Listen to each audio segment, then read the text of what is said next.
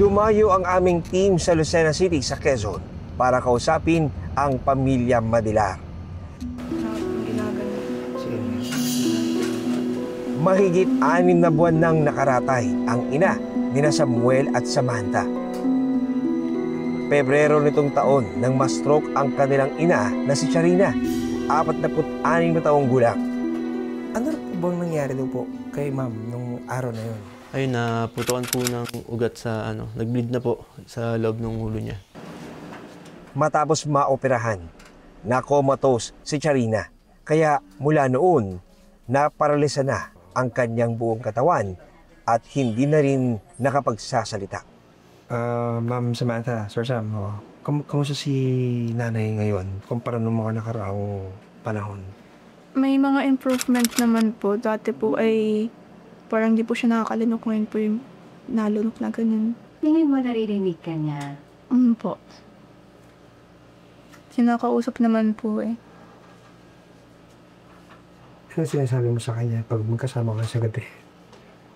Kinakwentuhan ko po siya minsan sa nagaganap po sa amin. O kaya ko, lagi ko po sinasabi sa kanya na mag-pray. Lakasan ng loob, ganun po. Karaniwang pulis ang unang maiisip na mapagsusumbungan ng pangaharas ng Ola. Pero paano kung pulis na gaya ni Charina ang mismong naging biktima?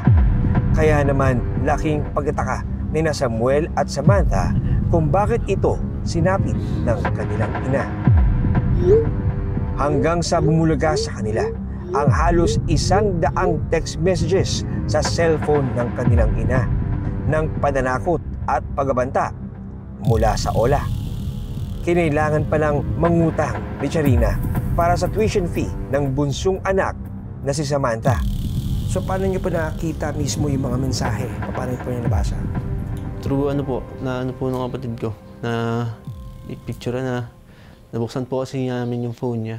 So ay doon po namin nakita sa mga apps niya, madaming online app na tapos mga text messages. Ano yung parang sa tingin po ninyo medyo sobrang below the belt na at talagang offensive sa inyo pong parte, lalo na sa inyo pong nanay?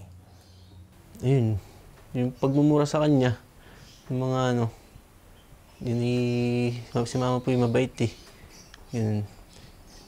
Imbis na patulan niya, pinangaralan din niya sa messages. Yung mga at yun nga po si mama nasa PNP rin.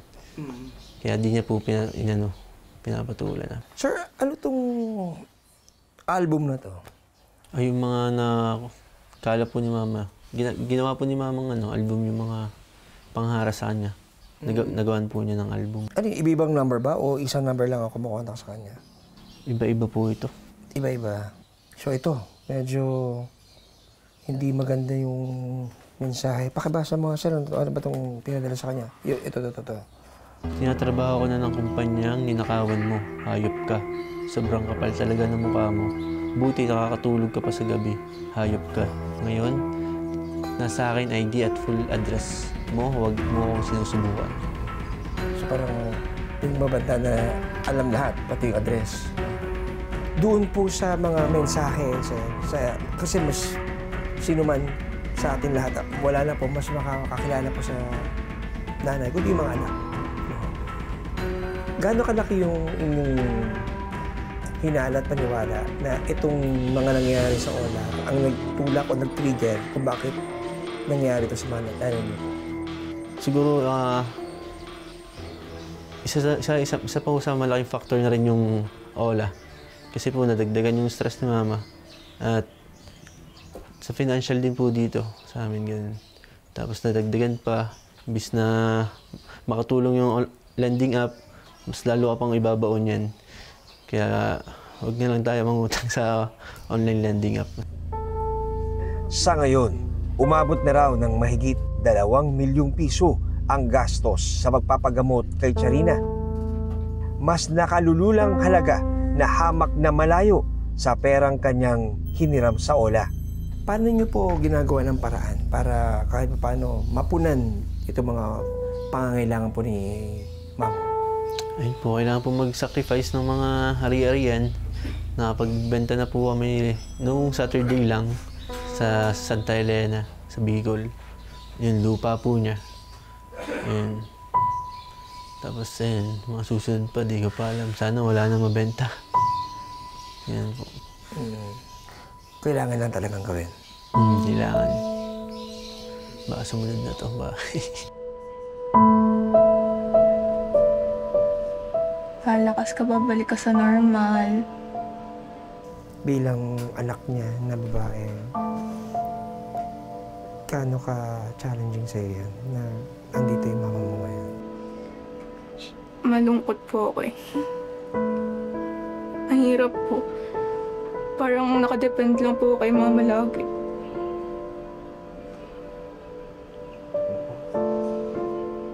Anong gusto mong sabihin sa kanya? Anong pinapangako mo sa kanya?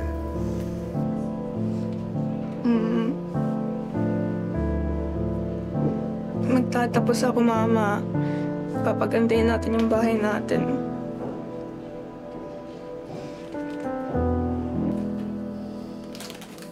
Dito naman namin nakilala ang caregiver ni Sharina na si Geraldine, na isa rin palang biktima ng OLA. Bali, Feb po kasi yun, kailangan ko po ng pang-tuition ng anak ko. Ay may nag-alok po sa akin, may nagsabi po sa akin na kaibigan ko na, bakit hindi mo i-try dun sa sa OLA? Sabi niya, marami dun, pwede ka dun manghiram. Ay di nag-try po ako. Akala ko po 100 days po yung palugid. Hindi naman po at naging 7 days lang po yung naging palugid po nung OLA app na niloanan ko po. Tapos yun ho, hanggang sa naging tapal-tapal po, bali ilang app po yung naloanan ko para lang po mabayaran ko po yung ibang app na nautangan ko po. Gaya ni Sharina, katakot-takot na pananakot din ang natanggap ni Geraldine mula sa mga online lending application hanggang sa matanggal siya sa dating trabaho dahil dito. Nagtawag na po sila sa amo ko. Ang sabi, i-surrender daw po nila ako sa kanila at pag daw po hindi nila ako sinurrender, babarilin daw po nila yung amo ko. Yung amo ko po natakot, kaya inalis po nila ako sa trabaho. Gaano kasakit yan? Ay, sobra po, sir. Alos hindi ko po alam kung ano yung gagawin ko kasi 5 po yung anak ko, solo parent din po ako. Tapos sabi po nila, pagka hindi ka nagbayad, madadatnan mo na lang, pugot na yung ulo ng mga anak mo. Ganun ho. Yung mga natatanggap kong threaten po sa mga OLA agent. Kung bibigyan ka ng pagkakataon na kausapin yung mga nanggipit sa'yo, nang hamak sa'yo, nang haras sa'yo, anong gusto mong sabihin sa kanila? Ay, sinira po nila ang buhay ko. Anong nararamdaman mo na yung mismong alaga mo talagang naging biktima rin ng OLA?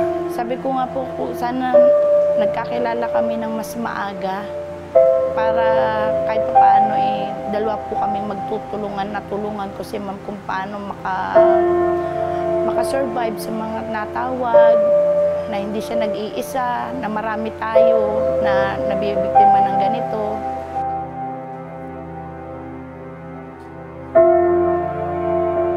Matinding pagbabanta ang naranasan ni Geraldine at Sharina. Pero ngayon, may bago ng istilong ginagamit ang mga OLA agent para maningil at manghiya sa mga di nakakabayad.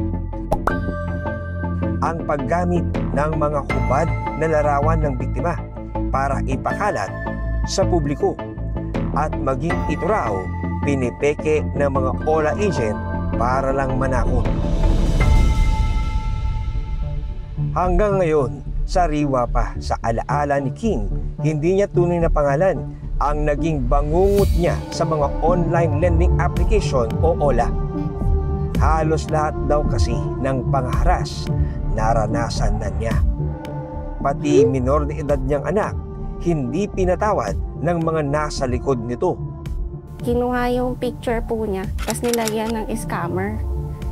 Tapos sa email po, nakaka-receive na ako ng screenshot po nila yung ano ng anak ko na. Ba't hindi mo ibenta yung anak mo sa bakla? Gumaganon. Niya, ba't di mo ibenta yan? Sabi niya, para may pambayad ka sa amin. Kaliwat kanan din daw ang pagbabanta sa kanyang buhay. Sabi niya, mag-ingat ka paglabas mo, baka may babaril na sa'yo. Gumaganon siya. Pero ang pinaka hindi raw malilimutan ni Kim, ang pagpapakalat ng maselang larawan gamit ang kanyang mukha. Nag-edit sila ng picture ko sa AI sa isang porn po na babae. Tapos sinend po nila doon sa page po nung tinatrabahoan ko. Sa message po, na, ayan ho, sabi niya, pok-pok estapadora, gumanon. So inedit yung mukha po ninyo, pinataw sa ibang katawan? Opo, iba. Ano naramdaman niyo po? Gulat na gulat po kasi una doon po sa trabaho ko sinend. So nagpapasalamat na lang po talaga ako na naintindihan po ko nung sa boss namin tsaka sa mga katrabaho po namin.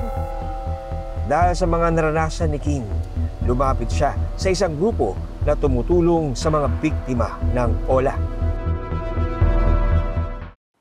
Maraming salamat sa pagtutok sa Eyewitness, mga kapuso. Anong masasabi nyo sa dokumentaryong ito? I-comment na yan at mag-subscribe sa GMA Public Affairs YouTube channel.